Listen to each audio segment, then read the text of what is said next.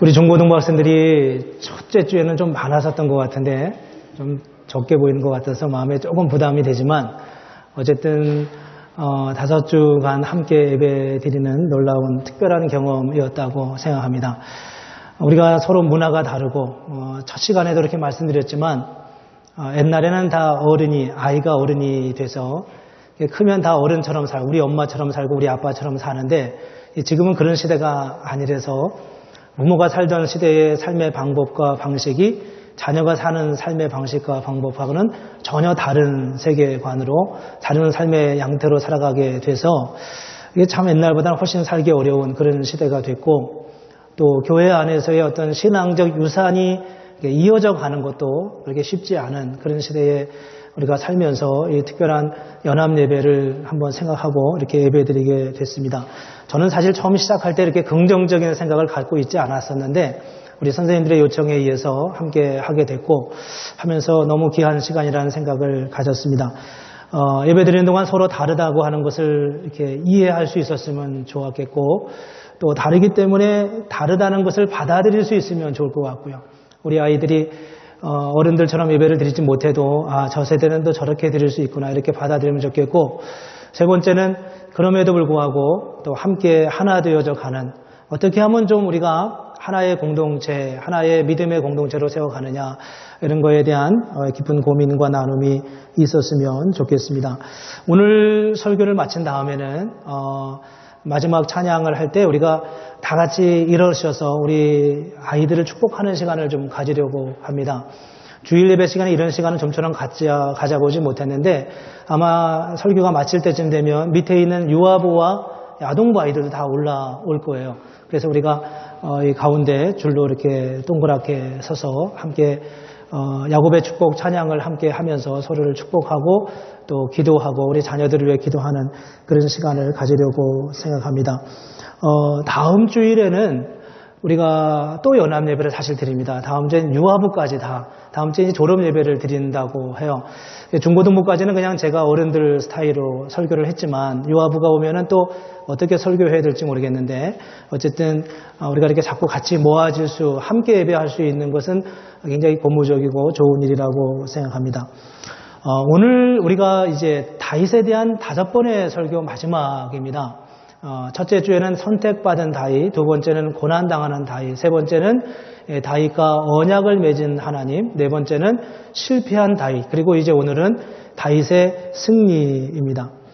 이 다윗이 여러 과정, 하나님의 약속을 받고 그랬는데 지난주에 우리가 나눴듯이 다윗이 하나님의 약속을 받았음에도 불구하고 굉장히 힘들고 어려운 삶의 과정을 지나가게 됩니다. 마치 하나님의 약속이 깨어지는 것 같은 그런 느낌을 갖는 거죠. 굉장히 어렵고 힘든 삶의 자리에 있게 됐는데 그런 상황에서 다윗은 궁극적으로 승리하는 하나님의 사람으로 세워지고 그의 삶을 마무리했습니다. 그렇다면 다윗의 승리가 마지막 어떻게 결론을 맺게 됐고 무엇이 다윗으로 하여금 그런 삶을 가능하게 했는가 하는 데에 초점을 가지고 오늘 함께 말씀을 나눠보려고 합니다. 사실 지난주에 우리가 실패한 다윗의 일부분을 봤는데 다윗의 그 실패의 부분의 가장 중요한 시점에 무슨 사건이 있었냐 하면 다윗이 자기 부하였던 우리아의 부인인 밧세바를 자기 아내로 취하는 그리고 그 우리아는 전쟁터에 내보내 죽여버린 이 사건이 있었는데 이 사건으로 더불어서 시작해가지고 다윗의 생애에 굉장히 힘들고 어려운 일들이 계속 이어져 가고 있습니다. 자기 가족사 안에요. 그래서 제가 이제 다윗의 가족사를 저렇게 지금 도표로 가져왔는데 맨 위에 다윗이고 저 밑에 줄, 두 번째 줄에 있는 이름은 다윗의 부인들 이름입니다. 모르셨죠? 다윗이 저렇게 부인이 많은 줄을. 너무 많아요. 생각보다. 아히노가 아니고 아히노암인데 암자가 빠졌어요. 아히노암, 아비가일, 마아가, 핫깃, 아비달, 에굴라, 밧세바. 그리고 그 후에 또 얼마나 더 있었는지 모르겠어요. 저기에 대부분 한 사람 빠진 사람이 있는데 우리가 잘 아는 이름 사울의 딸 미갈이 빠져 있습니다. 저런 부인들을 통해서 그 밑에 이제 자녀들을 다 뒀어요. 뒀는데 제일 왼쪽에 아히노암의 아들 암논이 있고 아비가엘의 아들 길르압이 있고 마아가의 아들 압살롬과 다말, 쭉 오른쪽으로 가다 보면 밧세바의 아들 삼무아와 소밥과 나단과 솔로몬이 네 번째 아들인데 그 네 번째 아들은 전체 중에서 네 번째 아들이 아니라 밧세바의 네 번째 아들이었습니다. 그런데 저기에 문제가 생기기 시작했어요. 어떤 문제가 생겼냐 하면 저희 이제 좀 다른 색깔로 칠해져 있는 압살롬 옆에 다말이라고 하는 저 다말은 딸이었어요. 딸이었는데 저 딸이 이뻤는가 봐요. 그래서 제일 왼쪽에 있는 암논이라고 하는 배다른 아들이죠. 배다른 자식이 저 다말을 겁탈을 했어요. 이제 그것 때문에 굉장히 힘들고 어려운 상황이 벌어졌죠. 얼마나 마음이 아팠겠어요? 다윗처럼 경건한 삶을 살던 다윗이 그런 사건이 일어난 것을 들으면서 얼마나 마음이 찢어졌겠습니까? 그가 모름지기 아마도 생각하건대 내가 죄를 먼저 범했다 이런 생각을 했었을런지도 모르죠. 다말이 머리를 다 풀고 그때 처녀들이 하고 다니는, 결혼하지 않은 처녀들이 하고 다니는 그 머리의 모습과 색동 옷을 입은 것을 다 찢어버리고 왕궁까지 돌아오는 그 과정이 아주 처절하게 처량하게 성경에 기록되고 있는데, 그런 슬픔을 가지고 자기 이제 아버지한테 와서 이야기를 했겠죠. 그 사건을 듣고서 가장 마음 아팠던 사람이 누구였을까요? 아마도 아버지 다윗이었을 것이고, 또 하나는 다말의 오빠 그 옆에 있는 압살롬이었을 거예요. 다 아버지는 동일한 아버지를 두고 있었지만 그러나 배다른 자식들과는 조금 거리가 있지 않았겠어요? 그래서 이제 압살롬이 마음에 굉장히 분노함을 가지고 있었는데, 사실은 그 분노를 바로 드러내지 않고 2년 동안 침묵하고 있었어요. 근데 2년 동안 가만히 있으니까 이 암논이 아마도 생각할 때 이 압살롬도 별 생각이 없었는가 보다 이렇게 생각했을 때쯤 되었을 때 압살롬이 형제들을 자기 집에 초청을 했어요. 다 왕자들이니까 자기 집이 다 있었겠죠. 그 자기 집에 초청을 해서 형제들을 다 불러놓고 술을 먹이고 한참 흥겹게 술을 먹고 농담도 하고 술에 얼큰하게 취해 있을 때쯤 되었을 때 압살롬이 부리던 군사들을 통해서 암논을 죽이게 합니다. 형제가 형제를 죽이는 사건이 일어나게 된 거죠. 다른 형제들은 다 도망을 갔고요. 근데 압살롬이 그렇게 형제를 죽이고 나니까 두려운 마음이 생겼어요. 누구에 대한 두려움이냐 하면 아버지가 나를 어떻게 생각할까 하는 거죠. 다윗은 군인이었잖아요. 굉장히 용맹한, 어렸을 때부터 사자와 곰과도 싸워 이길 만큼 어마어마한 힘을 가지고 있던 그 다윗이 나를 이대로 내버려 둘까, 이런 두려움이 생겼죠. 분노함 때문에 그렇게 보복을 했지만, 그래서 그가 구슬이라고 하는 다른 지역, 다른 도시에 가서 얼마간 살았어요. 무려 3년 동안 연락하지 않고 그냥 거기에 살았어요. 나중에 이제 이 압살롬을 그래도 가깝게 하던 또 다른 사촌이면서 다윗의 군사였던 한 장수가 이 압살롬을 다윗 왕으로 하여금 데려오도록 해서 이 다윗 왕의 허락을 받고 압살롬이 이제 예루살렘으로 다시 와서 살기 시작합니다.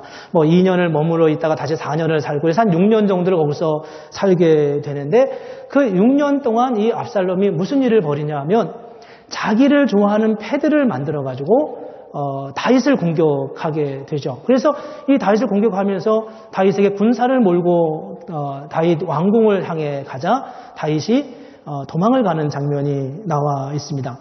다윗의 이 후반기 인생이 얼마나 힘들고 애처롭고 안타까운 일이 벌어졌는지 말로 다 할 수가 없어요.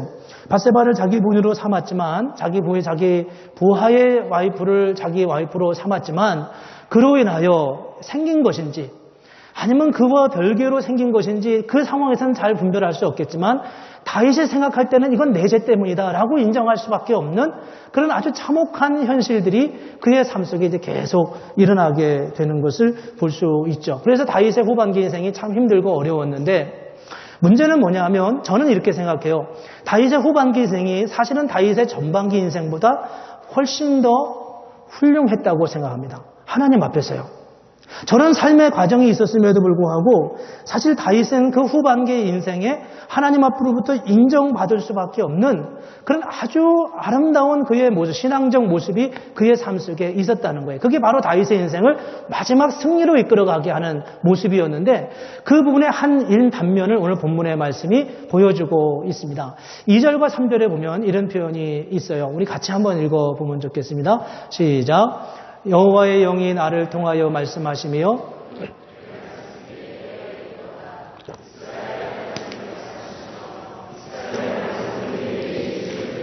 사람을 공의로 다스리는 자, 하나님을 경외함으로 다스리는 자여 라고 말씀합니다. 저 말씀은 여호와께서 다윗을 통해 하시는 말씀인데 사실은 하나님이 다윗에 대하여 하시는 말씀이에요. 밑줄 긋은 부분을 보면 사람을 공의로 다스리는 자, 하나님을 경외함으로 다스리는 자여라고 말하고 있습니다. 하나님을 경외하다라고 하는 말은 하나님을 두려워했다 그런 의미하고 같이 통하는 겁니다. 이게 다윗은 하나님을 경외했는데 어떻게 경외했냐면 하나님을 두려워했어요. 하나님을 두려워했다고 하는 말은 늘 하나님의 뜻이 어디에 있는지에 대해서 귀담아 듣고 늘 조심하면서 그분의 음성에 귀를 기울였던 다윗의 모습이었다고 하는 것입니다. 다윗이 우리아의 아내 밧세바를 자기 부인으로 삼은 큰 죄를 범하고 난 다음에 이어지는 여러 가지 사건들 속에서 다윗은 사실 표면적으로 완전히 실패한 그런 왕이었어요. 그런데 사실 성경은 다윗의 마지막 인생, 거의 마지막이었을 때 오늘 본문 1절에 보면은 이것이 다윗의 마지막 말이라고 말하거든요.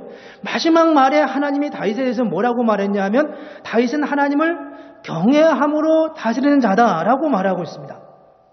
다윗은 하나님을 경외함, 하나님을 두려워하면서 그분 앞에 그분을 경배하고 믿음으로 서며 그렇게 나아갔던 그런 사람이라는 거죠. 그렇다면 무엇이 다윗을 그렇게 만들었을까? 무엇이 그런 어려운 상황 속에서도 다윗을 그렇게 아름다운, 그렇게 아주 멋있는 종말, 만로를 맞이하게 되었는가 하는 것입니다. 오늘 그 단면을 함께 보려고 해요. 다윗은 어떻게 하나님을 경외하는가를 살펴보려고 하는데 그의 삶의 과정이 참 많아요. 사무엘하 전체 24장까지인가요? 24장 전체가 다윗의 인생에 대한 전체 서술인데 그 중에 이제 한 단면을 본다면 이런 부분입니다. 압살롬에게 도망가는 장면이에요. 다윗의 아들 압살롬이 다윗을 죽이려고 군사를 몰고 다윗 궁전을 향해서 쳐들어가고 있었습니다. 이때 다윗이 어떻게 반응을 하냐면 다윗으로부터 자기 아들 압살롬의 공격으로부터 이 다윗이 도망을 가고 있어요. 여러분 다윗이 어떤 사람인지 알잖아요. 앞서 말씀드렸지만 다윗은 어려서부터 사자와 곰과도 싸워 이겼던 사람이었습니다.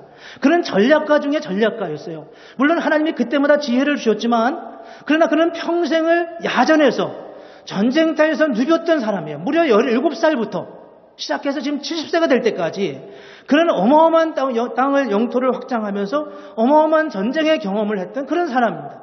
이제 나이가 지긋이 들은 나이가 아직은 70세가 아니고 아직은 그렇게 지긋이 들은 나이가 되었지만 그럼에도 불구하고 다윗은 누구도 대항하기 어려운 그런 군사의 장군 중의 장수였습니다.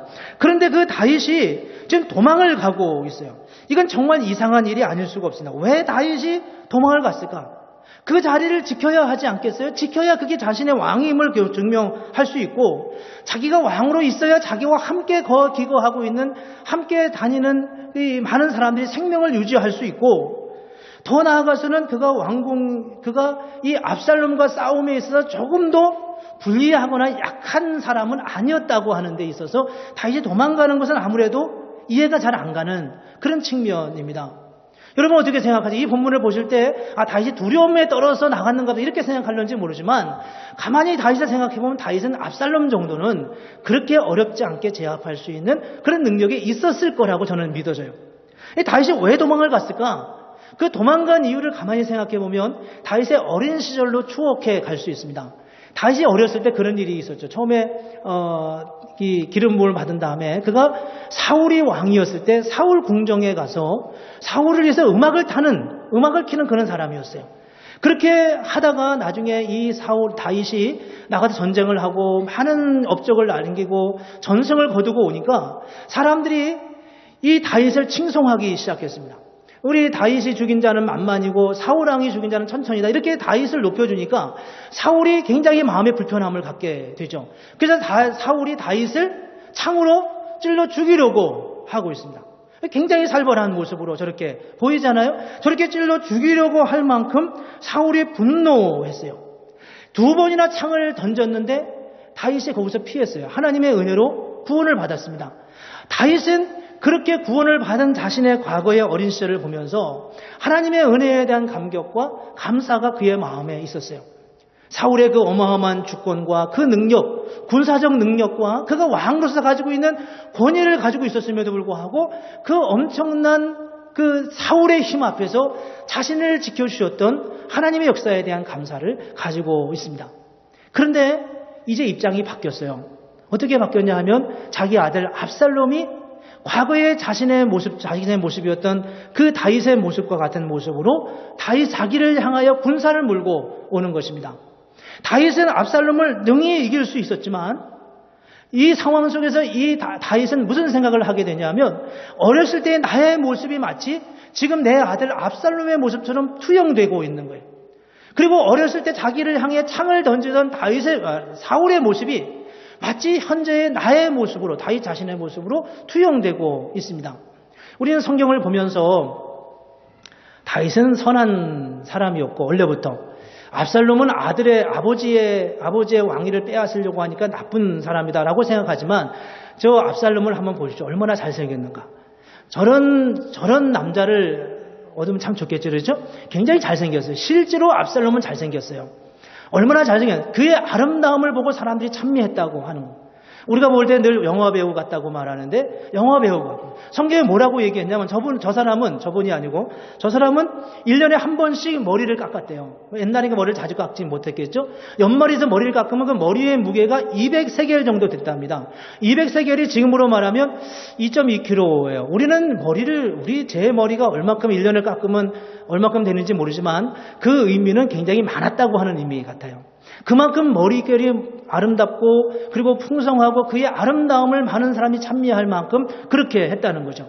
더군다나 압살롬이 무슨 일을 했냐 하면 그 집에 도망갔다가 예루살렘으로 돌아온 다음에 4년 동안 무슨 일을 하냐면 분쟁 조정하는 일을 했어요. 백성들 간의 분쟁을 조정하는, 성경에는 재판하는 일을 했다고 말하고 있어요. 근데 재판은 너는 당신은 잘못됐고 당신은 잘했고 이런 식의 재판을 했겠냐는 거예요. 그게 아니라 분쟁을 조정하는 일을 했습니다. A와 B가 문제가 생겨서 압살롬을 찾아갑니다. 아니 왕궁에 가서 재판을 받으면 편파적으로 재판을 하는데 압살롬에 가서 그 문제를 가져가면 양자가 다 만족할 만한 답을 얻고 가는 거예요. 그래서 사람들이 얼마나 마음에 흡족한 마음을 가졌겠어요? 다 승자와 약자가 있을 수밖에 없고 강자와 약한 자가 있어서 손해보는 사람과 이익을 보는 사람이 있을 수밖에 없고 누군가가 판결을 내리면 불만을 가질 수 있는 사람이 있었는데 이 압살롬은 그렇게 하지 않았다는 거예요. 4년 동안 그런 분쟁을 조정하는 일을 했어요. 외모로 보면 아름답죠. 그 얘기만 가져가면 일들이 잘 해결되죠. 4년 동안 백성들의 마음을 완전히 빼앗아 버렸습니다. 다음 왕은 확실히 다윗이다. 확실히 압살롬이다. 이렇게 생각한 거죠. 그런 4년 동안의 백성들의 마음을 가지고 난 다음에 그가 헤브론에 가가지고 거기서 자기 편에 있는 사람들을 모아놓고 층층이 왕이 즉위식을 하고 예루살렘을 향하여 군사를 이끌고 오고 있습니다. 이 헤브론이 어떤 곳인지 아십니까? 헤브론은 바로 다윗이 7년 반 동안 아직 완전히 통일되지 않은 그 이스라엘 한 편을 데리고서 왕의 노릇을 했던, 왕정을 폈던 곳이 바로 헤브론이었어요.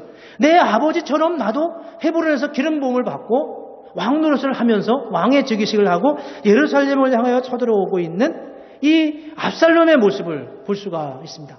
이때 이 다윗이 지금 어떻게 생각해야 하냐는 거죠. 우리의 입장이라면 어떻겠습니까? 다윗은 정말 마음에 보통 많은 생각이 있지 않았을 거예요. 다윗은 물론 훌륭한 왕이었죠. 그러나 뚜렷하게 그의 삶의 흔적 속에서 잘못한 게 있었어요. 그래서 하나님이 나를 정말 인정하는 건가 인정하지 않는가 이런 질문이 있을 수밖에 없었어요. 그리고 다윗이 어렸을 때 정말 선정을 베풀고 그리고 전쟁터에 나가서 승리하는 그런 많은 일들을 해서 백성들이 자기에게 환호했던 것처럼 압살롬도 4년 동안 예루살렘에서 재판을 하고 분쟁 조정하는 일을 하면서 백성들의 마음을 지금 얻고 있는 거예요. 그런 압살롬이 지금 자기를 향해 왔을 때 과연 하나님은 나를 버리신 것인가? 내 대신에 압살롬을 이제 세우려고 하는 것인가? 라고 하는 생각을 다윗이 할 수밖에 없는 상황에 이르게 되었습니다. 이러자 사무엘하 15장 14절에 보면은 다윗이 신하들에게 이렇게 말하고 있습니다. 자, 이제 우리 도망가자라고 말합니다. 일어나 도망가자. 그렇지 않으면 우리 중 한 사람도 압살롬에게서 피하지 못할 것이다. 빨리 가자. 두렵건대 그가 우리를 급히 따라와 우리를 해하고 칼날로 성읍을 칠까 한다. 이러면서 도망가는 다윗의 모습을 볼 수 있어요. 근데 우리가 한 가지 생각해 볼 게 있습니다. 다윗이 정말 두렵기 때문에 도망갔냐 하는 거예요. 두렵기 때문에만 도망간 게 아니라 사실 다윗은 압살롬과 칼을 맞대고 대결할 수가 없었던 겁니다. 이길 수 있음에도 불구하고요. 과거에 사울왕이 자기를 죽일 수 있었음에도 불구하고 하나님의 자신을 지켜주셨던 것처럼 자기가 지금 압살롬을 향해 죽일 수 있었지만 그럼에도 불구하고 그를 향하여 칼을 들지 못했던 것은 자신의 어린 시절 자신을 지켜줬던 하나님의 역사를 돌아보면서 자기의 삶에 대한 많은 고민이 있을 수밖에 없었기 때문이라는 겁니다. 그것을 더 정확하게 볼 수 있는 구절이 그 다음 구절에 있습니다. 사무엘하 16장 7절 8절에 보면은 이 다윗이 도망을 가요. 사람들하고 막 이렇게 도망을 가는데 그때 이제 이 시므이라고 하는 사울왕의 편에 있던 시므이라는 사람이 이 다윗을 향해서 막 저주를 퍼붓고 있습니다. 뭐라고 퍼붓냐면 이렇게 말하죠. 영영 가거라 이 비린내 나는 살인자야. 다윗이 얼마나 많은 사람을 죽였겠어요? 이 비린내 나는 살인자, 이 불안당 같은 자야. 일도 안 하고 남의 것만 갈취하는 이 불안당 같은 자야. 내가 사울의 집안 사람을 다 죽이고 그의 나라를 차지하였으나 이제는 주님께서 그 핏값을 모두 너에게 갚으시는구나. 이제는 주께서 이 나라를 너의 아들 압살롬의 손에 넘겨주셨다. 이런 형벌을 받은 너 같은 살인자가 마땅히 받아야 할 재앙이구나. 이렇게 말하면서 이 시므이가 다윗을 향하여 비난하고 있습니다. 싸다, 아주 싸다. 그렇게 말하고 있죠. 이때 다윗의 신하들이 이 시므이 한 사람일 거 아니겠습니까? 시므이 한 사람이 저 멀리 이제 높은 곳에 가서 그렇게 저주를 퍼부으니까 저자를 그냥 즉각 잡아서 죽이겠다고 말하자 이 다윗이 뭐라고 이야기하냐면 이렇게 말합니다. 한번 깊이 생각하시면서 보죠. 주님께서 그에게 다윗을 저주하라고 분부하셔서 그가 저주하는 것이라면 그가 나를 저주한다고 누가 그를 나무랄 수 있겠느냐라고 말하고 있습니다. 이게 지금 다윗의 마음이었어요. 주님께서 주께서 저 하잘것없는 저 시므이에게 다윗을 저주하라고 분부하셔서 그가 저렇게 저주하는 것이라면 그가 나를 저주한다고 한다라도 누가 그를 나무랄 수 있겠느냐 이렇게 말하고 있는 다윗의 마음을 볼 수 있습니다. 다윗의 마음을 느껴줄 수 있냐는 거예요. 여기서 우리는 다윗 사울왕 앞에 서 있던 자신의 모습과 자기의 칼 앞에 서 있는 압살롬의 모습을 지금 대조하고 있어요. 자기의 모습 속에 담겨져 있는 사울왕의 얼굴이 생각나는 거죠. 자기를 향해 칼을 들고 창을 던지고 있는 그 사울왕의 모습이 자신의 얼굴과 겹쳐 보이는 거예요. 여기서 이 다윗이 굉장히 힘들고 어려운 삶의 고비를 넘어가고 있습니다.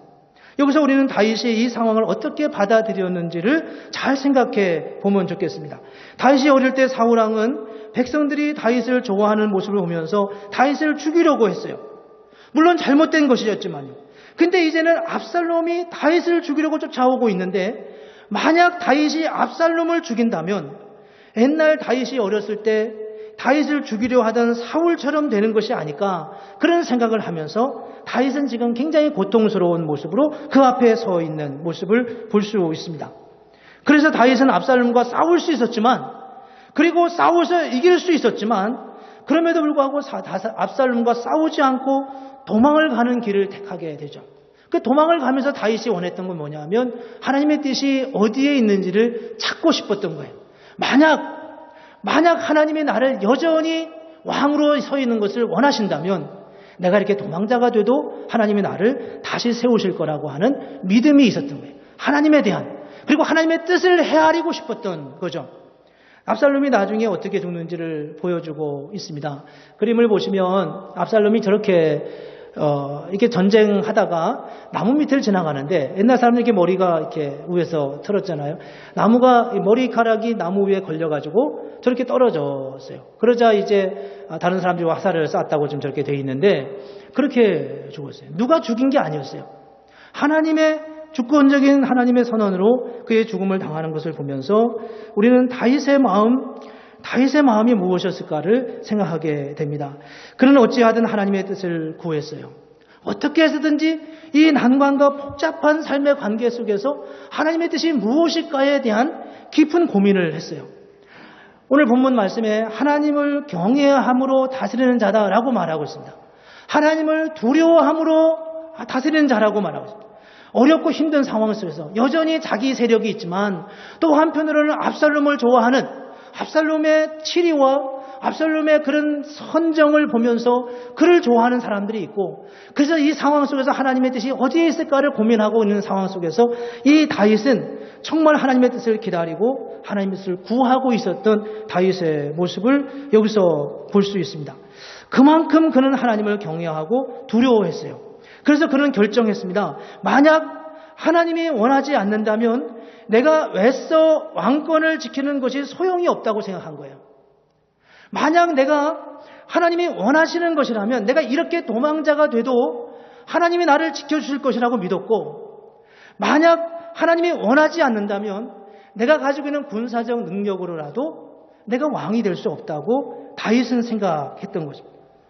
순종하는 자에게, 하나님을 두려워하는 자에게 주셨던 하나님의 역사였습니다. 다윗이 하나님의 뜻을 그렇게 기다리고 다윗이 하나님의 뜻을 그렇게 찾았어요. 내 뜻이 아니라, 내 생각이 아니라. 우리의 생각으로 보면 그렇지 않습니까? 그가 왕이었습니다. 아직도 왕이에요. 군사적으로도 아직 훨씬 월등합니다. 얼마든지 압살롬을 이기고 죽이고 자신의 왕권을 주장할 수 있어요. 여러 가지 면에서도. 근데 그런 상황 속에서 다윗은 그렇게 하지 않고 자신의 자리를 내려놓고 주님 앞에 엎드리는 다윗의 모습을 볼 수 있습니다. 그 뜻을 따라 살고자 하는 이 다윗의 마음, 그 모습 속에서 우리는 하나님이 다윗을 인정할 수밖에 없었던 그의 모습을 보게 됩니다. 이 모습과 더불어서 다윗에게 있는 또 하나의 중요한 사실은 하나님의 영원한 언약을 향한 믿음의 고백입니다. 기억하실지 모르지만 2주 전에 우리가 했던 말씀의 제목이 뭐냐 하면 다윗과 언약을 맺는 하나님이었습니다. 하나님이 다윗과 언약을 맺었어요. 내가 영원한 언약을, 내가 너의 후손 영원히 너를 복되게 하고 너로 하여금 이스라엘을 다스리게 할 거라고 그렇게 말씀했습니다. 다윗은 이 하나님의 약속을 믿었어요. 어떤 상황에서도 이 약속을 믿었어요. 다윗의 인생이 어렵고 힘들 때도 그는 이 사실을 믿었어요. 자식들이 자기들끼리 싸우고 죽이고 겁탈할 때도 다윗은 이 사실을 믿었어요. 심지어는 압살롬이 아버지 다윗 자신을 향해 왕권을 향해 도전해 올 때도 다윗은 이 믿음을 잃지 않고 끝까지 지키고 있었어요. 여러분 5절 말씀에 보면 이런 말씀이 있습니다. 하나님이 나와 더불어 영원한 언약을 세우셨다라고 말합니다. 하나님이 나와 더불어 영원한 언약을 세우셨다. 저 말씀은 지금 다윗이 말년에 하는 거예요. 다 인생이 끝난 다음에 하는 거예요. 근데 우리가 생각할 때 이런 생각을 할 수가 있어요. 이제 다 끝났으니까, 모든 게 정리됐으니까 저런 고백을 하지. 그렇게 생각할 수 있는데 사실 다윗은 그런 것이 아니라 그의 고난의 과정이 지나가는 동안에도 끊임없이 이 약속에 대한 확신을 분명하게 가지고 있었어요. 심지어는 압살롬이 자기를 공격해 올 때도요. 심지어는 자기가 왕권을 내려놓고 왕궁에서 도망가면서도 이 다윗은 이 사실을 믿었어요. 어떻게 그것을 알 수 있냐면 이것 때문에 우리는 그것을 알 수 있습니다. 다윗이 하나님의 그 영원한 약속을 믿지 않았다면 그는 아마도 압살롬과 전쟁을 하려고 했었을 것입니다. 가만히 생각해 보십시오. 다윗이 하나님의 영원한 약속을 믿지 않았다면 다윗은 압살롬과 전쟁을 하려고 했었을 거예요. 오늘 우리도요, 정말 하나님께서 나와 함께하는 것을 믿으면 우리 마음에 평안함이 있습니다. 정말 하나님이 나를 지켜준다는 사실을 우리가 믿으면 우리 마음에 평강이 있어요. 그리고 어렵고 힘들더라도, 그리고 다른 사람이 나를 오해하더라도 서두르거나 변명하려고 하지 않아요. 왜냐하면 하나님이 나를 지켜준다는 사실을, 나와 함께한다는 사실을 믿으면, 그리고 그 약속을 내게 이루어질 거라고 믿으면 그 믿음의 확신 때문에 우리는 두려워하거나 염려하거나 서두르거나 초조해하지 않는 거예요. 다윗이 압살롬의 공격을 받으면서 그 자리를 내려놓고 그냥 도망을 가는 것은 그 마음 안에 있는 평강이 얼마나 컸는지를 보여주고 있습니다. 더더군다나 힘이 있었음에도 불구하고 말이죠. 힘이 없어 도망갔으면 그건 둘째 문제입니다. 그러나 힘이 있음에도 불구하고 도망가는 것은 그 마음에 있는 하나님에 대한 신뢰와 평강이 얼마나 컸는지를 보여주고 있다는 겁니다. 그래서 정말 하나님을 믿는 사람은 그 믿음으로 인해 행동하고 그 믿음으로 인해 생각하고 그 믿음으로 인하여 말하는 사람입니다. 믿음으로 한다는 것은 믿지 않을 때와 전혀 다른 방식으로 행동하고 생각하는 것을 말하는 거예요. 우리는 흔히 믿을 때 이렇게 말합니다. 내가 믿을 때 믿는다는 것은 내가 평소에도 옳다고 생각하는 것을 더 잘하는 것이 믿음이라고 생각해요. 근데 다윗은 하나님을 믿을 때 자신의 생각하는 방식이 바뀌었어요. 행동하는 방식이 바뀌었어요. 삶의 자리에 어떤 상황 속에서 반응하는 방식이 바뀌었습니다. 믿음이 없었으면 그는 다 압살롬과 대치하고 전쟁을 했었을 텐데 믿었기 때문에 그는 그 자리를 떠나서 도망자로 갈 수 있었다고 하는 것입니다. 이건 정말 우리가 깊이 생각해 봐야 할 문제입니다.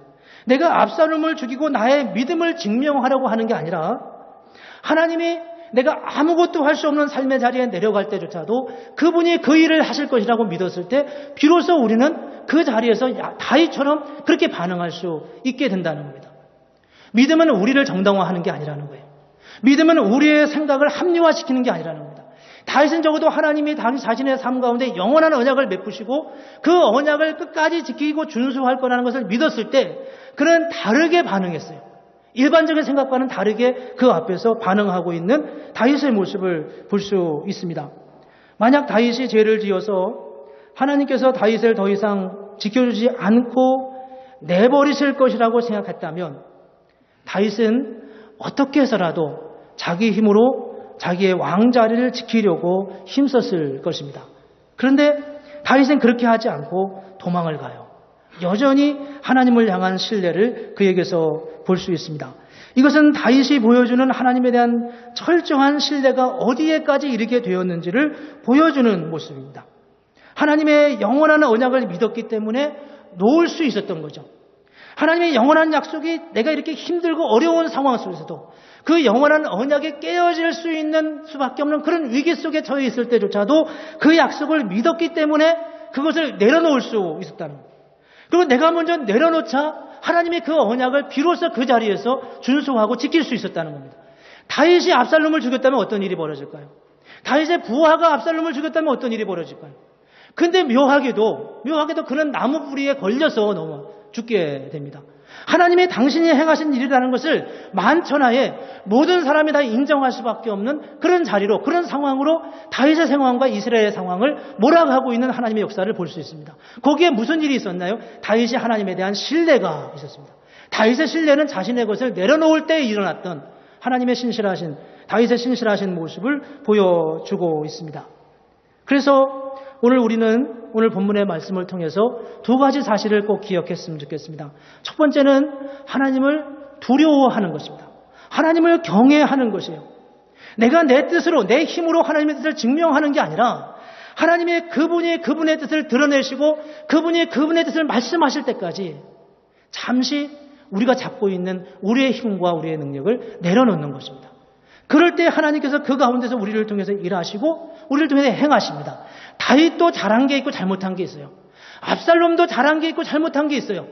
압살롬은 최근 4년 동안 엄청난 치적과 이스라엘 민족의 엄청난 호의를 받았어요.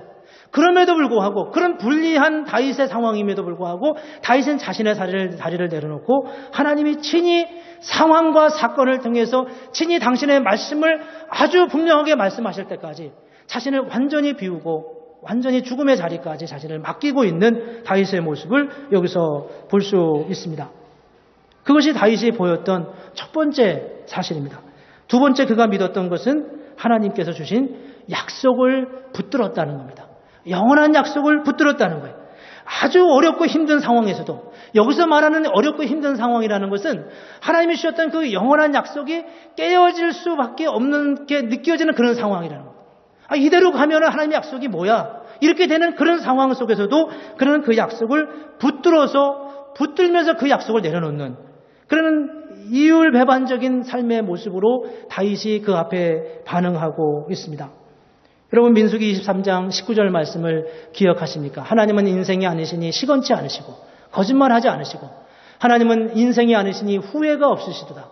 어찌 그 말씀하신 바를 행치 않으시며 하신 말씀을 실행하지 않으시랴. 어떤 상황에서도 그분이 한번 뱉어낸 말씀을, 그분이 한번 선포한 말씀을 어떤 상황에서도 잃어버리지 않고 취소하지 않고 행하신다는 것을 믿으시냐는 겁니다. 이게 다윗이 가졌던 정말 신실한 믿음이었습니다. 어떤 상황에서 자신에게 죽음이라고 하는 상황이 다가오고 모든 상황이 다 물어 들어갈 수밖에 없는 그런 상황 속에서도 다윗은 이 사실을 믿었고 그 믿음이 있었기 때문에 그런 자신을 내려놓았고, 내려놓자 하나님께서 당신의 목소리로, 당신의 어마어마한 소리로, 누구도 그 음성을 못 들었다 말할 수 없을 상황으로 당신의 말씀을 선포하고 있는 하나님의 주권과 역사를 우리가 여기서 볼 수 있습니다. 우리는 이 두 가지 사실 속에서 다윗의 모습 속에서 우리가 잘 이해하기 어려운 그런 상황을 발견하게 됩니다. 하나님은 하나님을 두려워하는 거고요. 하나님은 하나님의 약속이 이루어지는 것을 믿는 것입니다. 하나님을 두려워하기 때문에 하나님 앞에 우리의 상황에 다 깨어져 가는 상황에서도 그 상황을 다 내려놓는 다윗의 모습이고요. 내려놓는 것은 사실은 다 포기했기 때문이 아니라 여전히 사실은 하나님의 약속을 믿기 때문이라는 겁니다. 우리가 예수를 믿을 때는, 우리가 확신할 때는 우리는 우리의 생각을 주장합니다. 그래서 예수 믿는 사람이 되게 목소리가 높다고 그래요. 자기 주장이 강하다고 말합니다. 근데 다윗은 사실 그렇지 않았다는 거예요.